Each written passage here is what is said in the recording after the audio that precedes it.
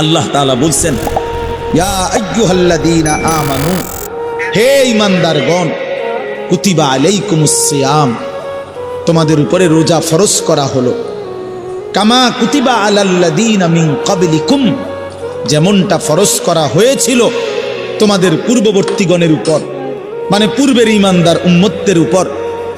কেন ফরজ করা হলো রোজা? উদ্দেশ্য কি? আমি আল্লাহর, লাআল্লাকুম তাত্তাকুন, যেন তোমরা মুত্তাকি হতে পারো, মুত্তাকি হইতে পারো, আল্লাহ ভীরু হইতে পারো।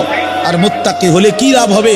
উইদ্দাত লিল মুত্তাকিন, আল্লাহ বলে জান্নাত বানানোই হয়েছে মুত্তাকিদের জন্য। মুত্তাকি হবে তো জান্নাতি হবে, জান্নাতি হবে। এই আয়াতটার অল্প একটু কথা, আমি এই আয়াতটাই পড়ছি সূরা বাকারার 183 নম্বর আয়াত, দ্বিতীয় পারা, দ্বিতীয় সূরা। এটার উপর আর একটু কথা বললে আমার কথা শেষ। আমরা আমাদের যদি পরিবর্তন চাই, পরিবর্তনের সুযোগ মাহে রমজান।